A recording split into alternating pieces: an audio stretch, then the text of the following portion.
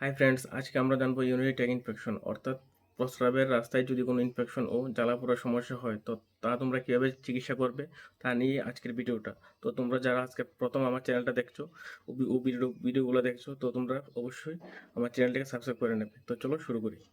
UTI হলো urinary track infection. এটি একটি ব্যাকটেরিয়াল ইনফেকশন। ব্যাকটেরিয়া সংক্রমণের ফলে এটি হয়ে থাকে। তো এটি শুরুতে প্রস্রাবের সময় প্রস্রাবের জায়গায় হালকা জ্বালাপোড়া অনুভূতি হয়। শরীর হালকা গরম থাকতে পারে, নাও নাও থাকতে পারে।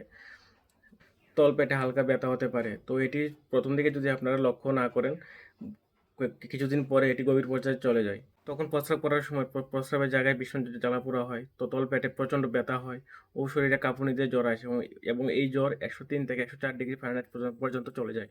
তো এই হলো ইউরিনারি ট্র্যাক ইনফেকশনের লক্ষণগুলো। তো এই ইনফেকশন হলে তোমরা কি করবে? এটি যেহেতু ব্যাকটেরিয়াল ইনফেকশনের কারণে হয়ে থাকে, তো প্রথমে অ্যান্টিবায়োটিক দিতে হবে। তো আপনি প্রথমে কোন অ্যান্টিবায়োটিকটি নেবেন? প্রথমে আপনি সেফালোস্পোরিন গ্রুপের অ্যান্টিবায়োটিক যেমন সিফিজিম বা সেফোডক্সিম। সিফিজিমের মধ্যে টেক্সিমো ও 200 বা জিফি 200 একটি করে দিনে 2 বার নিতে পারেন, ও সেফোডক্সিমের মধ্যে মনোসেফ ও 200 বা সেফোডেম 200 জাতীয় ট্যাবলেট একটি করে দিনে 2 বার নিতে পারেন।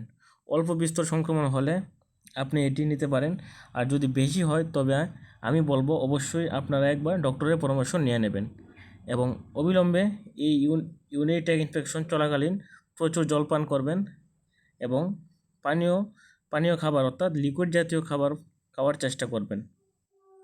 তো আজকের এই ভিডিওর মধ্যে আমরা ইউরিনারি ট্র্যাক ইনফেকশন সম্পর্কে ও তার প্রাথমিক চিকিৎসা সম্পর্কে কিছু তথ্য জানলাম।